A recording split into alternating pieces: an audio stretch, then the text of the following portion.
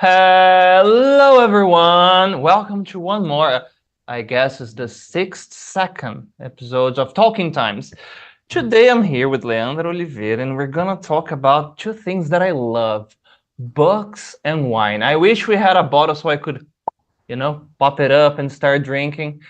Maybe later when I get home. All right, you're about to meet her right after our podcast intro.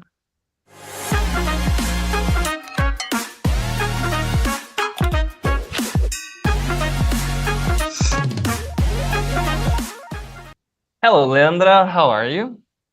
Hello, Mike. I'm good. Thanks. Thanks for having me here. Oh, it's a pleasure. And starting now, Leandra, something supernatural is gonna happen, which is time is gonna fly. Okay. So Okay. all right, but before we go there, I have to tell you about Game of Thrones thing. Please introduce yourself to our listeners and viewers. Okay. All right. So, my name is Leandra Oliveira. I'm a teacher here at Times Centro-Oeste in Goiânia, Goiás. Besides being a teacher, I also work with some part of the coordination, helping our coordinator, and I love English. Okay. Okay, I always ask this question to my fellow English teachers, what's your story? How did you start teaching? What happened? Well, it's something funny. I have two stories with teaching.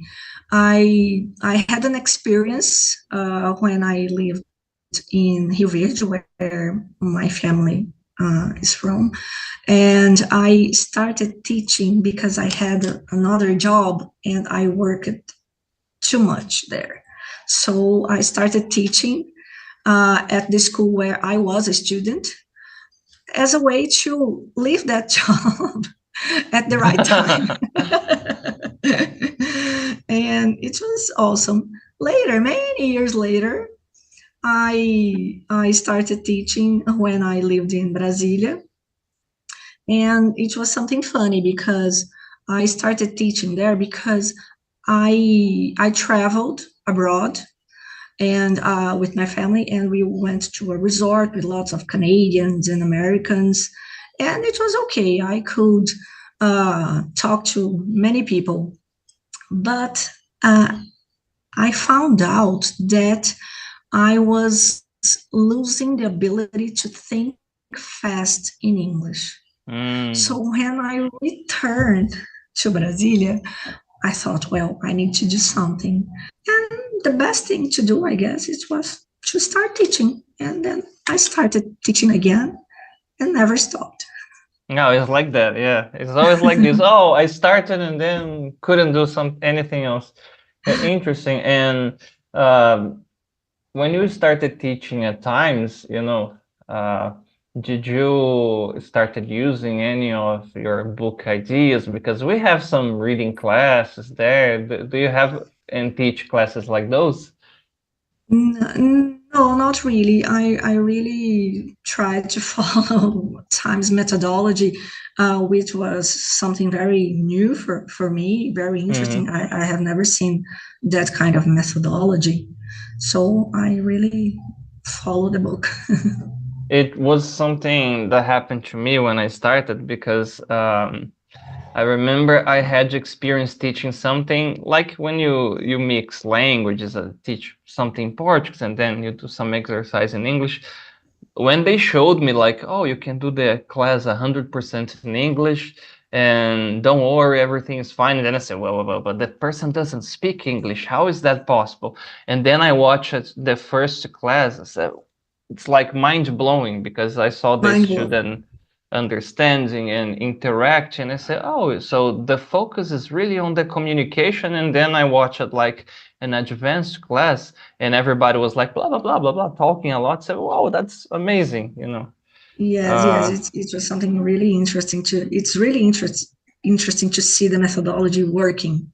because in different schools, each school will have a methodology and no problem, but sometimes you need to speak more Portuguese than you wanted. Students don't follow, but here it's something that really impressed me. Yeah, me too. And the thing that I thought that was impressive is like, how couldn't I think about doing this before? Because it feels so obvious, like, oh, you want to learn the language, you have to get in touch with the language. And you mentioned that you were losing the ability to think in English before you started teaching. Something similar happened to me, that I studied for 4 years from my 16s into my 20s, and I didn't feel that I was fluent. I felt that I had like an okay English. And after I started working with the language and teaching, I said, oh, obviously, because I wasn't talking, I was watching movies, listening a lot. But a simple conversation, I would feel a little rusty, Yes, exactly. That's what happened to me when I traveled. I could speak normally with everybody, but I wasn't fast enough for me. I think that they didn't notice, to be honest with you, but in my mind, I wasn't thinking fast enough. So I thought, well, if I don't do anything about that, I will lose my English.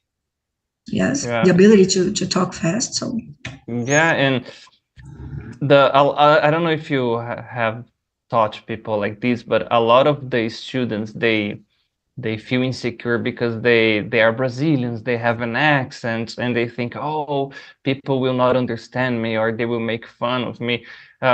You mentioned that you talked to people from other countries, like Canadians, I guess, right? You said Canadians and Americans. Nice. I was scared to death to talking to gringos, but everything changed when I started talking to people that English was their second language. So then it clicked to me. Oh, I'm talking to a guy from China, to these people from Holland, because I know a little English, and then we could understand one another, and that's it. It's a one-way road. When you lose this fear, I always tell my students, just go there and focus in communicating. The people will understand. I tell the same thing here to the students here. Guys, don't worry about accent. Everybody has accent, okay? In America, they also have accent, different accents, because it's like Brazil, a large country. Don't worry about that. Worry about trying to understand what they're saying and make yourself understood by them. Yes, focus on communication. Okay, don't think about, oh, I need to speak everything correctly, super correctly, and without any accent. I think that doesn't exist. No, and it's secondary too. It's the same, like when we speak in Portuguese, we don't think about grammar, or we just talk. And eventually, if you go back in your mind and, oh, I was having that conversation, I was using this structure, but nobody does that. We just talk, Of course, if you are at a school, you want to learn. It's good to learn the correct way, but the focus is to communicate. I tell them something that regarding of our conversation here, that once you master a second language, especially English, it kind of opens a new universe. I mentioned the Game of Thrones. I have two remarkable experiences with English. One I will not tell again, is the one that I was in the cinema, and I noticed I wasn't reading the subtitles. I told this story a billion and two times here, right, in the podcast. But the second, and this I haven't told you yet, is when I was waiting for the fifth book of Game of Thrones to be released, and I was reading the books in English, and I remember it was not in Brazil yet, in Portuguese. It hadn't been translated yet. And then I could find the book in English. Mhm. And I started reading, and I said, "Oh my God, now I'm able to give spoilers to everybody." It felt like a superpower, but more than that, I felt really happy because I said maybe the book is gonna be released, I don't know, in 2 or 3 months in Brazil, and I'm already reading it. I know the story, and it was like, wow, that's amazing. Just Okay. because I knew how to read in English, it was, I and felt so and happy. after that, he didn't finish the books. No, I finished. The No, problem is, the I'm talking about writer. the author. Yes, he didn't Okay, yeah. finish, right? Yeah. And I read the beginning of the sixth book, but all right, before we go there, I'm gonna get carried away. I want to know a bit about your experience teaching at times, Leandra. What are the classes that you like the most here? Wow, that's hard to choose. I love conversation classes Okay. with beginners. I love teaching beginners. I know that some teachers don't like that much, but I don't have a problem with that. I love my beginner students, but at the same time, uh, I also love having conversations with advancers, Hmm. and I love song classes most of the time, especially when it's a song that I like because I love music. uh, and I can't forget to mention business classes. Yes, because Hmm. here at school, I'm the one responsible for the business pole position, yes, business Hmm. experience. And I find it really enriching, It is. Uh, I tell my uh, students, Leandra, a lot of the content that they have in this book are stuff that I studied at the university because I graduated in advertising. So, for example, mhm. there are those classes about crisis management, and uh, I don't remember exactly which class it is, but you have a lot of content that is exactly what people would study at the university. Yes, exactly. Well, I my graduation was in international trade, and I worked with that for some time. So I have the chance to remember everything. And but here the students, most of the students are from IT area, so I learn a lot with them, and I think that this exchange of experience and information is very enriching. I learn a lot from them. I'm a very curious person, so sometimes I like just stop and listening to them, to what No, they have to tell. you mentioned teaching beginners. Whenever I am in some teacher's training or something like this, uh, if you want to know if the teacher is actually a good teacher with good didactics, patience, and good teaching skills, you don't have to watch an advanced class. You have to see this teacher doing, for example, a start conversation for a beginner, for a person that is afraid of talking English. That's what I don't know if you have this feeling, but it's like the two poles when you are teaching a beginner. And at the end of the class, the person says, "Oh, teacher, thank you so much," and the person really talks.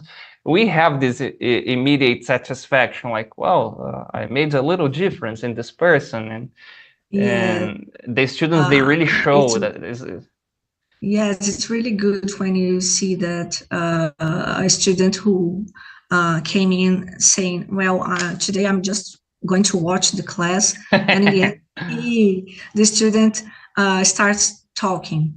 yeah. It feels comfortable to talk. I really appreciate that. And the other on the other side, the nice feeling about teaching the advanced students is that the content that we explore in the class, we can really go deep, and they really share Mhm. experience. I love the class.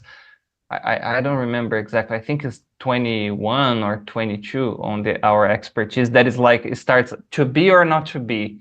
That you have some conversations about philosophy and stuff. I remember one day that it was tough because everybody had so much to tell and to share that I said, "Oh my God, we need a 2-hour class, guys." Yes, is that class a class about some sayings? Yes, to be or not to be, and then we have others. Yeah. Students love that class. They really talk a lot in that class. It's really awesome. Yeah, and it's interesting because they recommended books, they recommended movies, and they said, "Oh, this is from the Shakespeare thing, the Hamlet and the Mm-hmm. skull scene," you know. Mm-hmm. Um, so, and you mentioned the proposition as well. You can see, like, for example, you have a class, and then on the other week they should, oh, teacher, I had a meeting with the board in my company, or I had to talk to a client. Those things that we discussed last week, I really put them to practice. So it's very nice, these Yes, feedbacks yes. that we have, you know. Yes, it's awesome. I think that we, as teachers, we when we receive those kind of feedbacks, we become really well. That's worth it. Yeah, exactly. All right, so let's draw a timeline here. You mentioned that you are from Goiânia, and you mentioned another city, if I'm not wrong, is Rio Verde, you said. Yes, Rio Verde. Rio Verde is like 220 kilometers from Goiânia, and my Okay. family, my parents, my brother, live there. Okay, and you mentioned you travel a lot with your family. So you haven't always lived in Goiânia, right? No, no, not really. It's something. It's a long story. Maybe will see if I can sum up. Don't worry. uh, I almost was born moving, What? moving from one city to another.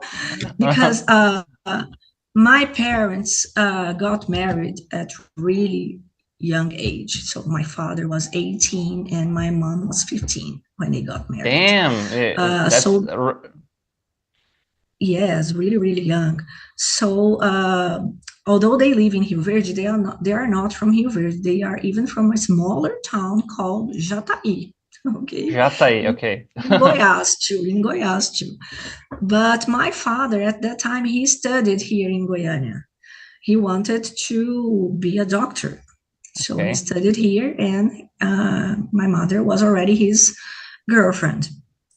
So then they got married, and I was born in Jataí, but I never lived there. And when we were living here in Goiânia, I was a baby. I had some kind of serious health problem, and we needed to move. And we moved to Ribeirão Preto because I needed some health treatment. We Yeah, I lived, know Ribeirão. Been there. I love Ribeirão. It's a very So hot city.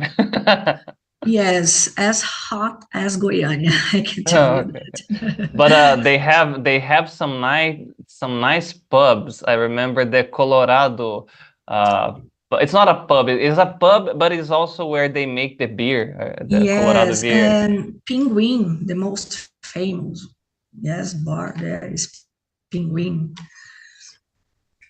And so we moved to Ribeirão Preto. We lived there for some time. Then my father got into med school, but not in Ribeirão Preto. So we moved to campus in Rio de Janeiro, where my dad studied for 6 years in med school. After he finished, he needed to study his medical residency, and we moved again to São José do Rio Preto. Another very, you like hot cities, huh? Because this one is very hot too. Yes, it's very hot too. And we lived there for some time, and then my dad finished his studies, and he decided to move to Rio Verde, and I spent my whole teenage period in Rio Verde. Then it was my turn to fly, Yeah. and I decided to study international trade, and I went to Curitiba. Now a cold city. Yes, Okay, just to really break the cold. pattern. Yes, I suffered a lot there with the cold days because The the Brazilian winter Brazilian Russia. In Curitiba, uh, they say it's the Brazilian winter Russia. is very long in Curitiba. So I lived in Curitiba, and then things started happening. I started working. I worked in Curitiba, and then I moved back to Rio Verde, and I worked in Rio Verde too, in a meat packing industry. And I worked in Florianópolis, in Ribeirão Preto. Then I decided that I wanted to be a diplomat, and I moved to Brasilia. I'm a nomad almost. Yeah, so far, yeah, nomad it's a good term. So far, I guess I counted between 10 or 11 cities, okay? I Something like didn't that. mention something. Some of them I try to summarize here. I lived in other cities too. Okay, so let's start with Goiânia. If somebody is visiting Goiânia, wants to have some fun, what would you recommend for people to do that? Goiânia is Yeah. a place with many bars. People love bars here in Goiânia. They love drinking beer because it's a warm city. Yes, the average temperature here in Goiânia is 30 degrees Celsius. Okay, even in winter, right now, during the day, is like 30 degrees Celsius. Only at night or Damn. early mornings, you have something like 15, 16, 20 degrees Goianos or Goianienses, people from They are with Goiânia. a coat. They are, oh my God, 20 degrees, it's so cold. In Curitiba, people go to the beach. Yes, exactly. Okay, So people here love bars and restaurants. That's it about Goiânia. okay, so you go to the pubs. Are they gonna find a lot of people like those sertanejo singers there? Uh, well, I think that they don't go to the same places. There are places, Okay. the pubs, we have pubs for rock and roll, yes, I like in like São Paulo that. and Campinas. So we have Mm. that here, and we have some nightclubs and other bars with sertanejo or funk, maybe. Yes, so there's a program for everybody here. Oh, all right, that's nice because so if somebody wants to listen some music and drink some beer, they will find places to visit. That's nice. For sure. All right, let It's me not take a look at. Goiânia is not only about it's not only sertanejo. We have more to Yeah, offer.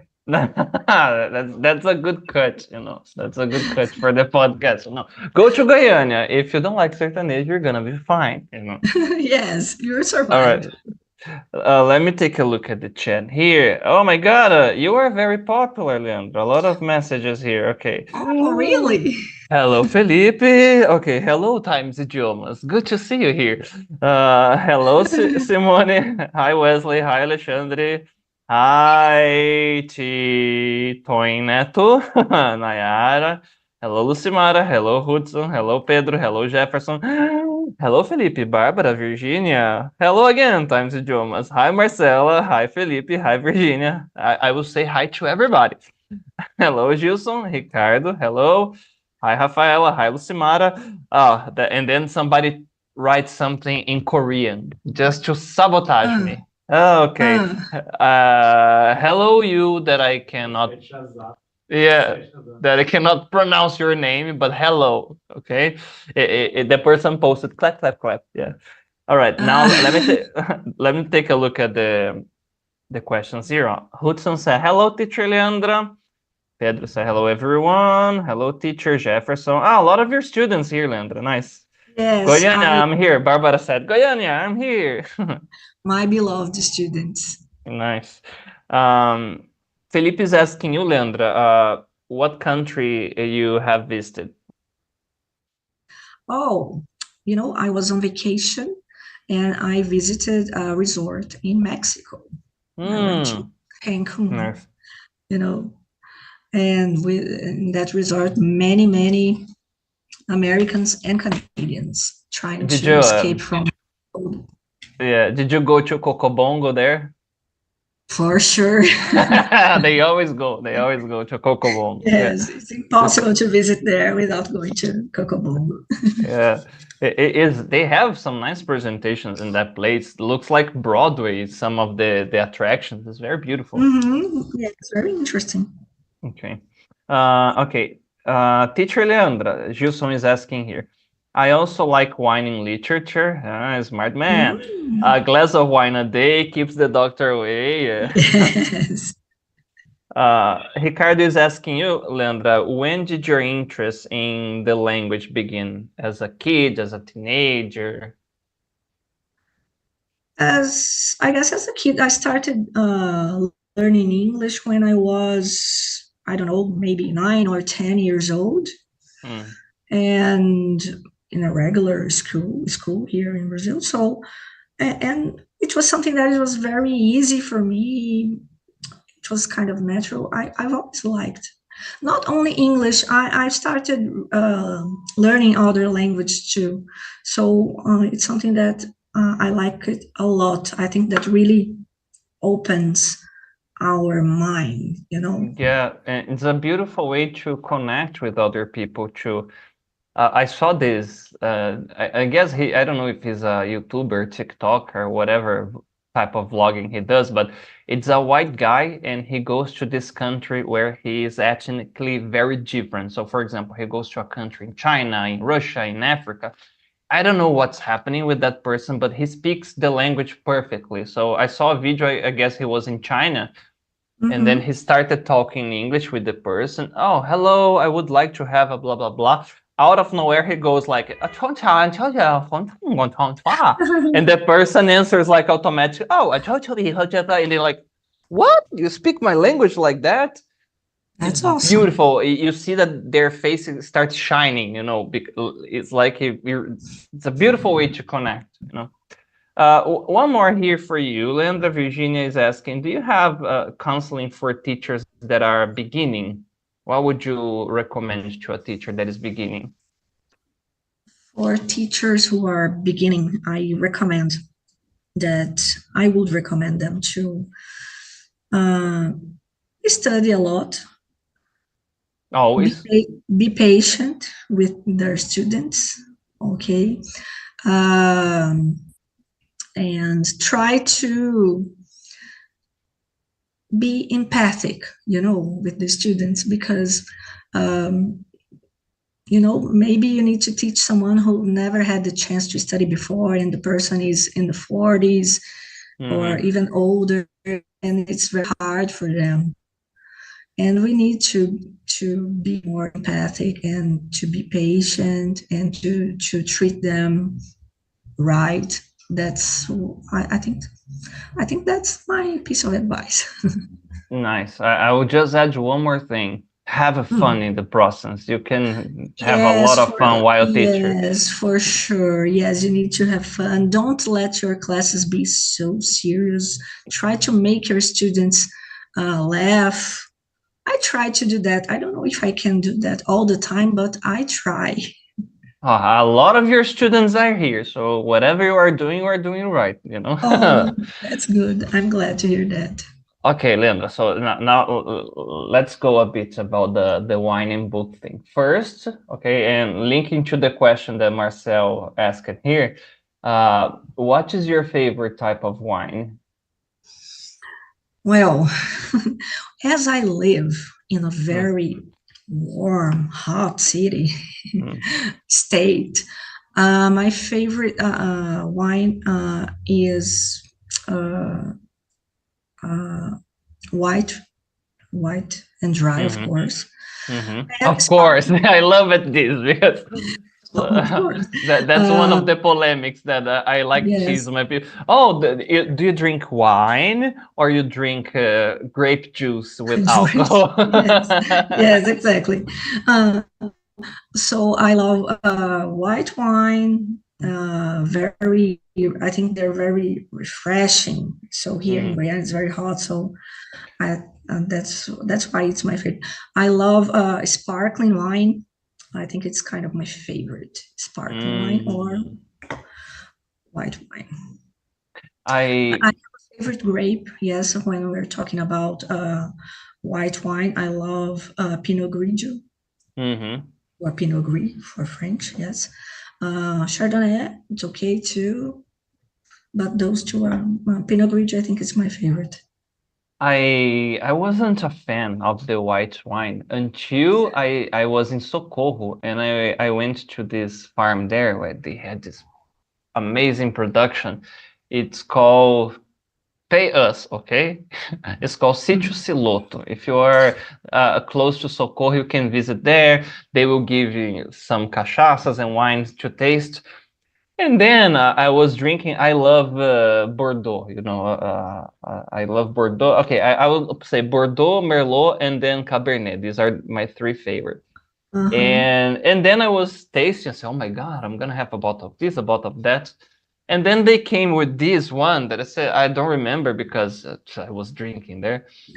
But I remember the taste. The person came with this white one.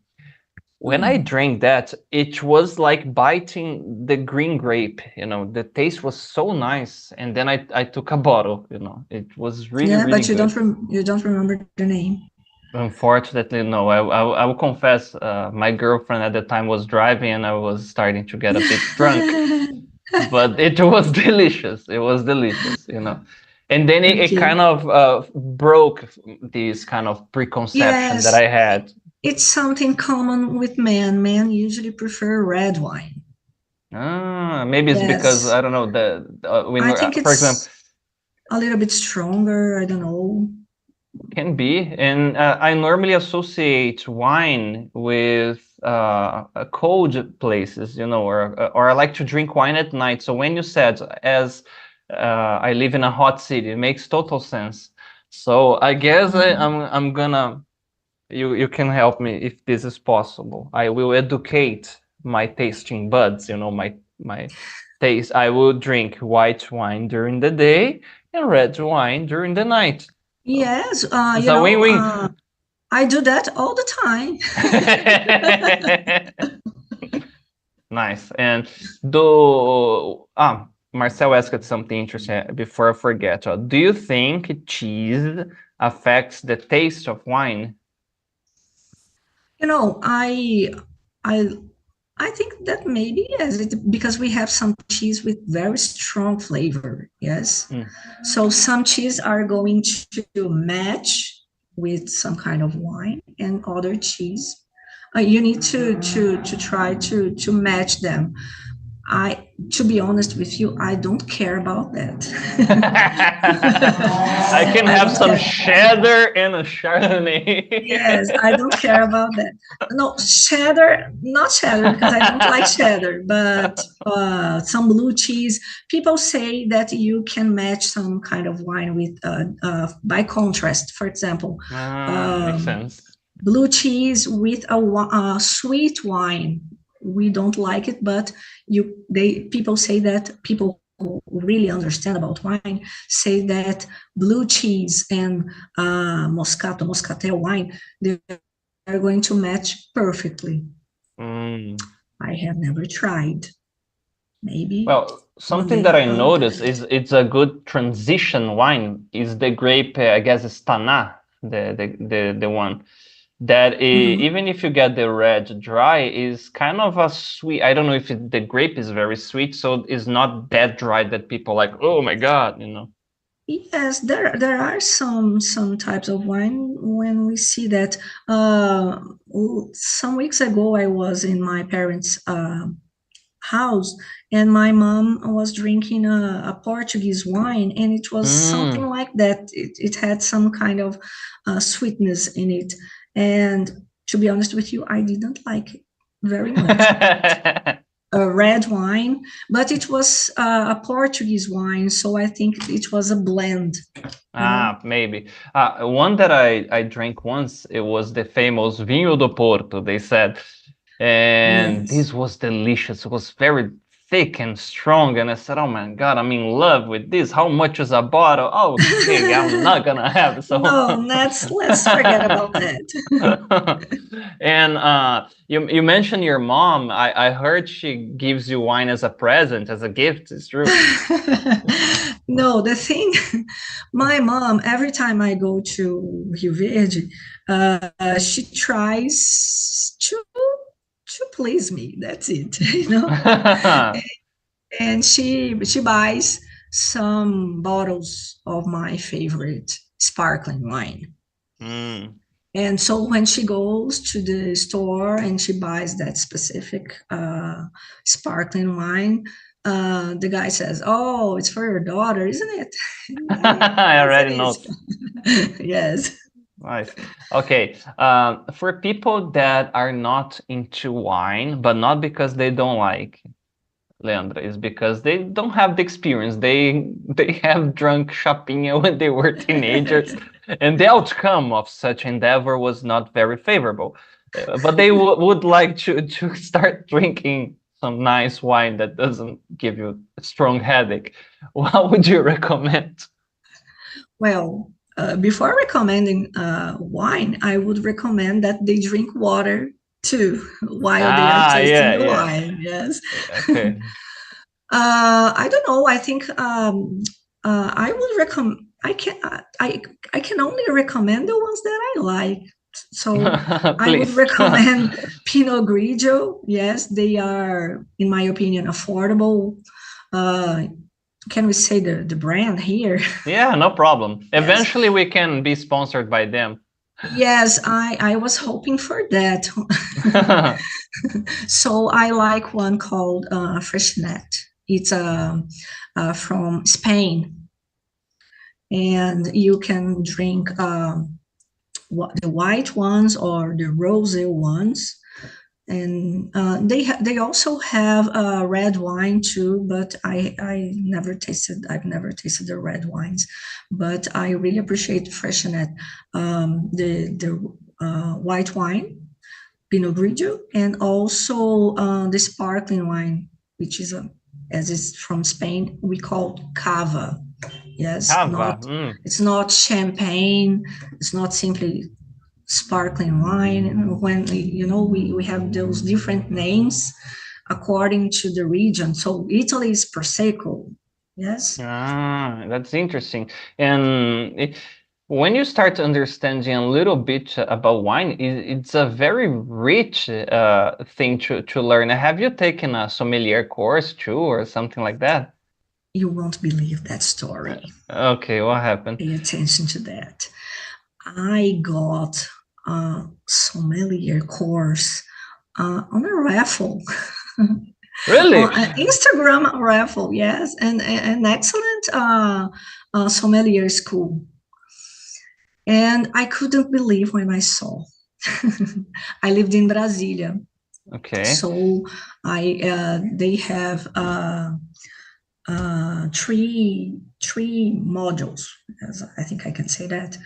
So I won the first. I got the first, and we had the opportunity to taste, I think, almost 50 bottles of wine, and I had the opportunity to taste some wines that I know that I will never drink again, probably. Really? There is this thing that I don't know if you felt something similar. Talking to people about coffee too. Somebody recommended, Maick, you have to try this gourmet coffee. I said, get out of here, come on, gourmet coffee. I like the strong one, bitter. Then I decided to have a sip of the gourmet coffee. I only drink that now. It's very different because it doesn't taste like something was burnt there, like the regular everyday coffee we normally have.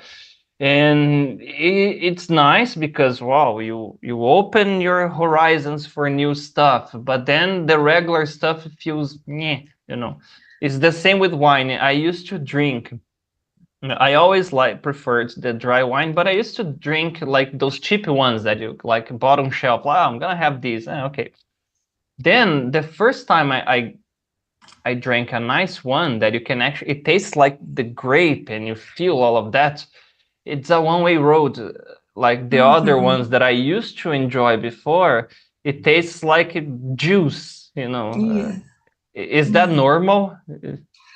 As completely normal. I think that when we start learning something, our taste starts to change as it's getting more, I don't know, refined. Yeah. Same thing happened to you with coffee. It happens with wine and maybe with beer or vodka or whiskey, probably. Yeah, with beer, I started correct. I skipped the Pilsen ones and started to drink craft beer. So yeah. German law of purity. Follow that. Have you tasted like those very, very, very expensive wines there in the course, and then you felt disappointed? Like it, really? That's it? Or was it quite the opposite? No, I didn't feel disappointed. Okay. Because when I had the opportunity to taste those wines, and some of them expensive, I was learning about them. So it was something that was really interesting because I was the teacher was talking to us about, well, try to understand the smell, and then what kind of fruits you are going to smell here, or what kind of fruits you are going to taste, because it's different in some wines. You were going to feel green apple, others you are going to feel peach, and some you're going to. So I never felt disappointed. No, that's amazing because when people describe this for me, it's like I understand the fuzz about the thing. The experience itself sounds enriching. Like you're not just gonna have a glass of wine and drink just because, you know, whatever reason. You're gonna slowly enjoy the process, and you have all these perceptions kicking in, like you said, they smell and then you taste. They do something like they don't just put the wine in their mouth and swallow, right? You have to wait a little. Yes, you need to wait. Sometimes there is some kind of food that's going to match better with that kind of wine.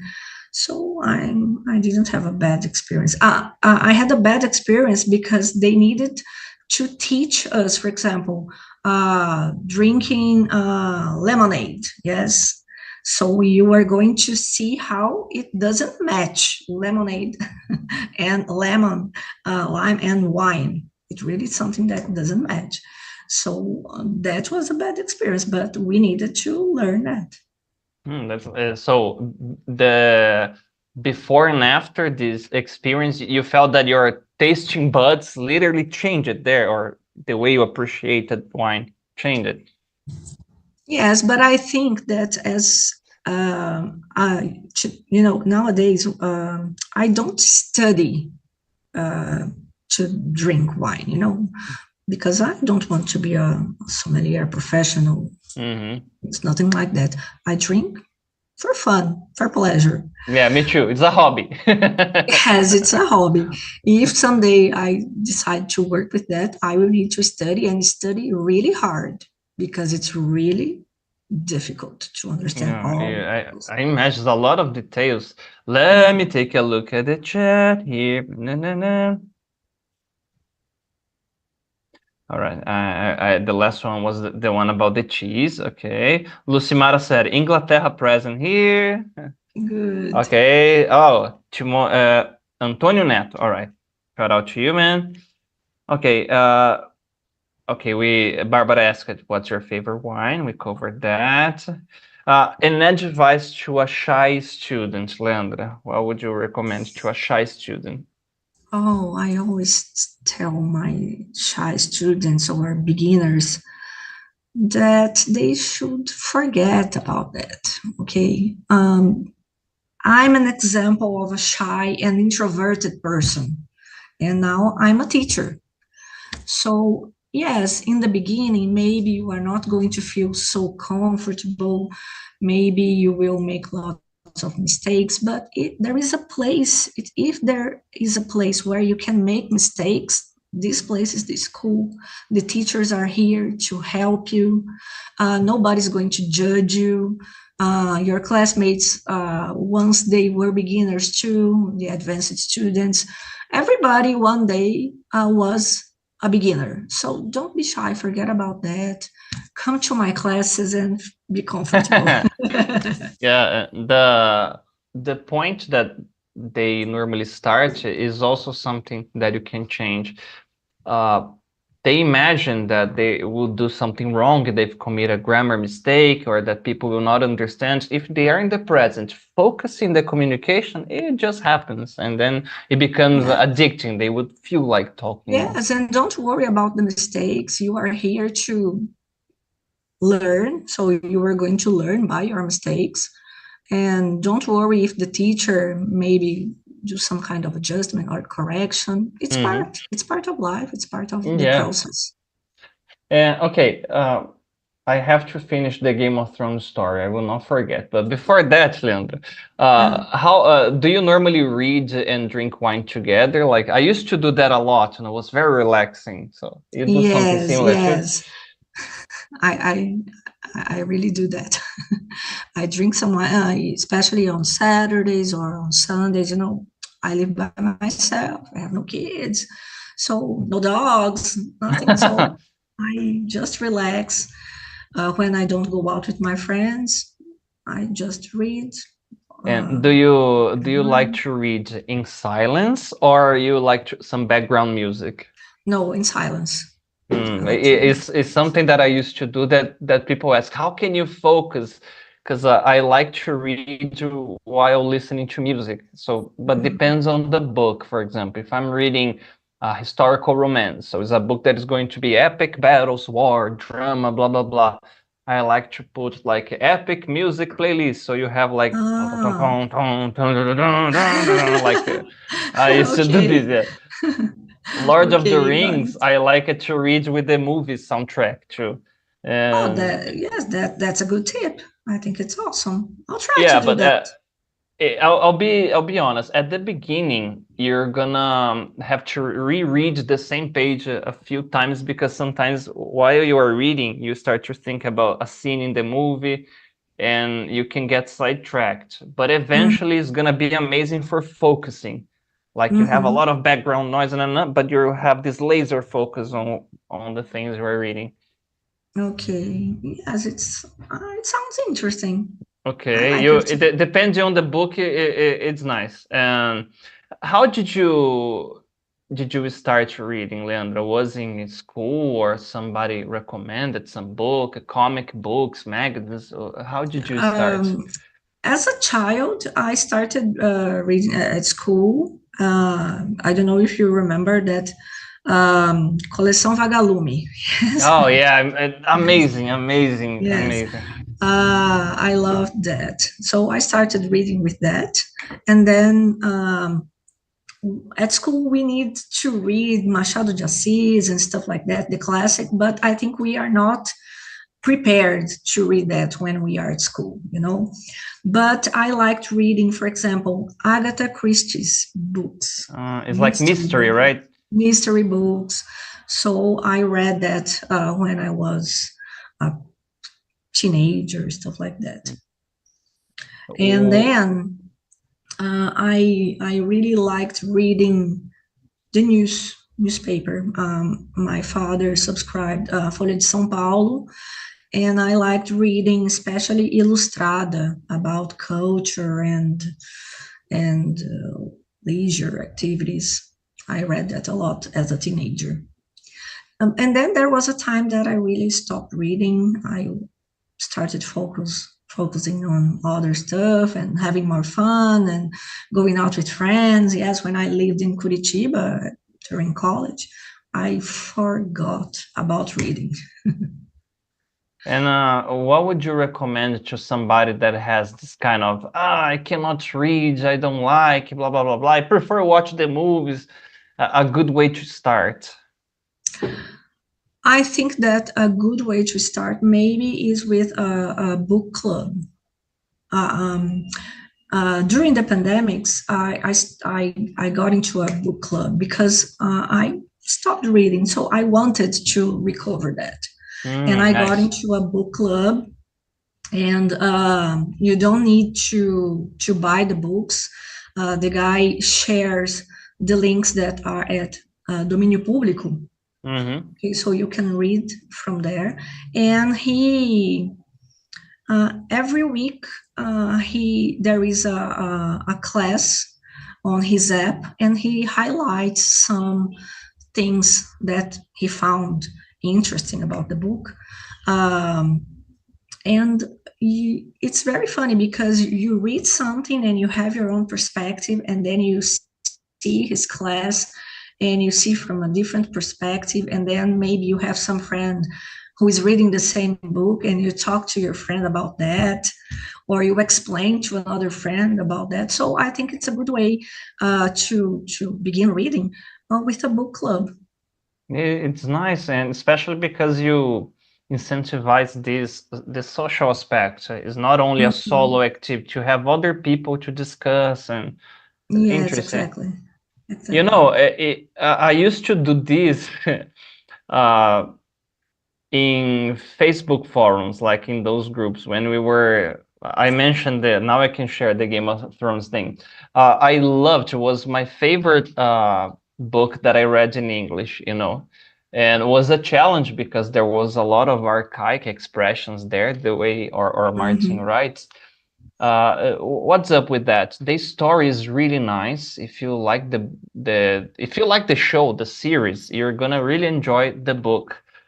What's the problem? He does this thing that he puts like a billion characters in the book, and I have a hard time remembering names. Then and you have chapters centered in those characters, you know. Sometimes you have a very, very exhaustingly boring chapter. So you go to the last 3 paragraphs and something mind-blowing that links a lot of loose ends in the story happens. It's like, oh, I will skip this chapter. Ooh, go there. You can. And this was very annoying. For me, it's genius, but it's like he's torturing the reader, you know, like, oh my God, like I'm reading here Sansa talking about lemon cakes for like 10 pages because she's fascinated by the big city. And then in the end, her father dies. Like, what? This guy died? How so? Yeah. And like you said, the writer got carried away maybe because of the series, you know, that was a fiasco, the ending, and he cannot finish the story now. It's terrible. Yes, how is he supposed to finish that? We don't know. I think apparently he told the writers of the show, you know, how he would like to end, and they adapted to the last season of Game of Thrones. I imagine, maybe I'm wrong, but I imagine George or Martin did like this. Well, let's see what those dumb heads are going to do with my story. If the public likes, woohoo, I just have to write that. But because of the rejection, he's like, oh my God, what am I going to do now? Yeah, You know, because it was a big shift for some characters. Have you ever dropped some reading, like in the middle of the book, it was very boring or annoying that you gave up, Leandra? definitely. In this book club, we read a lot of classic books. So one I had to read was Álvares de Azevedo. Okay, and it was really, really boring. The language he used, the story, everything was boring. I stopped. I quit. Maybe someday I will try to read again, but not now when I have more time. Careful with spoilers, right? Because this book, I don't know, is 200 years old, and then it's a very boring book, maybe with a nice twist, and then you check on the internet and blah. Oh, Are you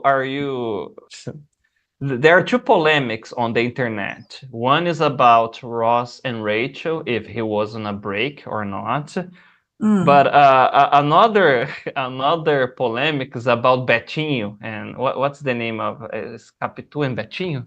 Is this Bentinho, Bentinho. Bentinho, yeah. Dom Casmurro, yes. Yeah. Do you think she cheated on him? No.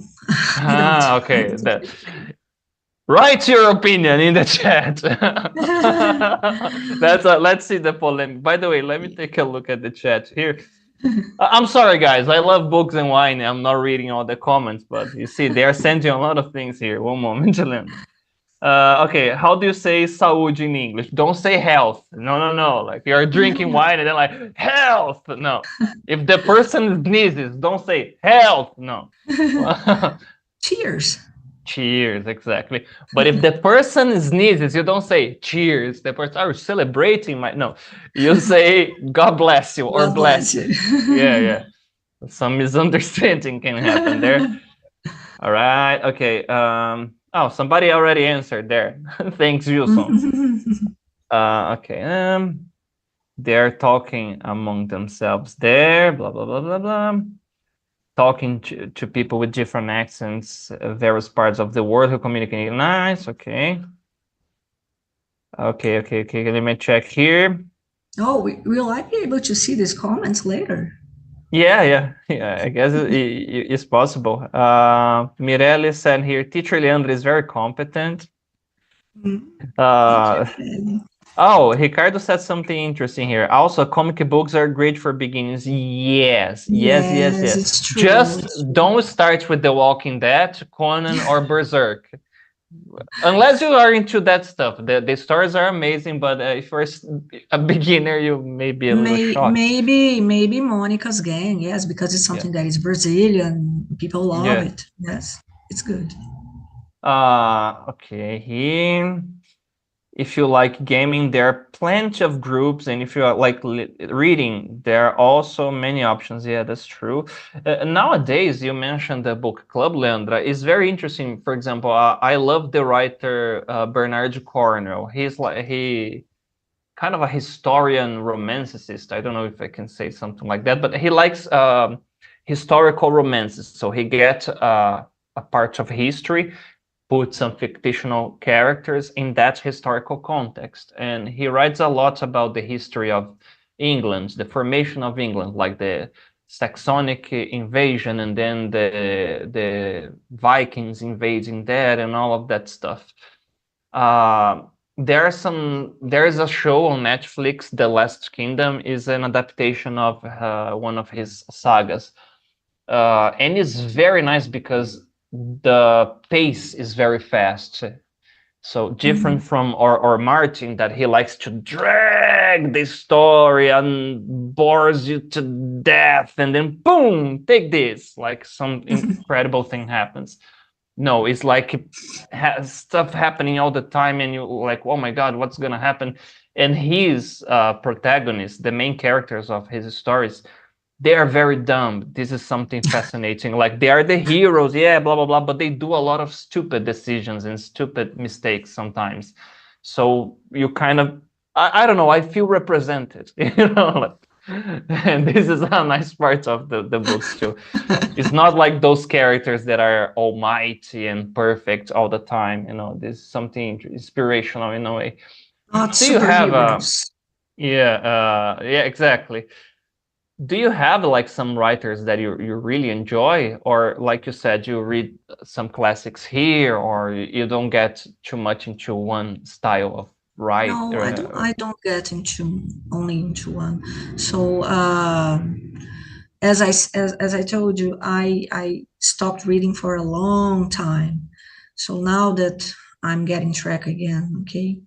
So I read, and I start reading something, and I like it, and I keep reading, and if I don't like it, it's really rare to stop reading something. It really needs to be boring to death, like Alfred Azevedo. Okay. But, so, I've just read Oscar Wilde, Ah, and that's it so was really, famous.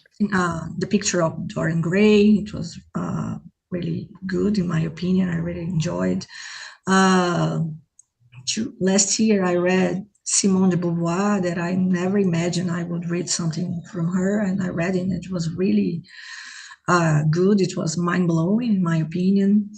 I also read, let me think, Shakespeare. I read Shakespeare. I didn't think I would read Shakespeare in my life, and I read it. Was It it was hard because of the rhythm and the style of writing? yeah, it was the book itself. The pace, no, it wasn't hard, but some words, yes, the vocabulary was hard. But I needed to do what I tell my students to do. Try to understand by the context, okay? Don't stop all the time to look at the dictionary. Otherwise, you are not going to move on. Yeah. Okay, so try to read understand by the context. And yes, if there is a word that you really can't understand, go and check. Nice. Have you read anything from Charles Dickens? Is a writer that I want to read, but I never read anything. He wrote the Christmas Carol, if I'm not mistaken. Yeah, this one. Yes, I read last year around the Christmas time, and it was really amazing. I really appreciated it. It was okay. awesome. Good to know. I wanted to confirm you can read. You can read. All right. It's good. So let me recommend something for you. Get anything from Bernard Cornwell. Okay. I will take note. Yeah, Bernard Cornwell. If you want like a one-shot story, there are many, but he has two main stories. One is called the Chronicles of the Winter Lords, I guess. It's the stories of Arthur, the King Arthur, actually, but in a different perspective. You know, you have a lot of interesting things happening there. And the other is the Saxon Chronicles. That is the one that Netflix adapted. That is amazing, amazing, amazing, amazing. And you will see the protagonist doing a lot of stupid stuff there. Yeah. Leandra, thank you so much for. You see, we are already out of time, unfortunately. You see, yeah, we need to have an episode and just focusing on like open a bottle of wine, and then we get a book and we can discuss. That would be a nice thing. We can do that. Yeah. Before we go, final message to everybody who is watching. A lot of people sending message here, and thank you so much, guys. You know, for the chat here. That was nice. A final message. Well. Yeah. Students, don't give up on studying English. Studying English, it's something that is awesome. It opens the world for you. It opens your mind. So don't give up. Maybe it's hard, but in the end, it's going to be worth it. Yeah, and remember here, imagine that you were going to have access to stuff, guys, that nobody has. It's like a superpower, you know? Exactly. Thank you so much, Leandra. Hope to see you back here, you know? Thank you. Thank you for having me here.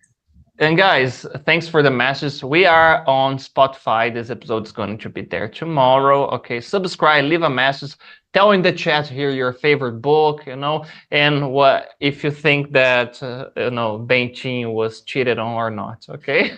Hope to see you next week on our next episode of Talking Times. Bye-bye.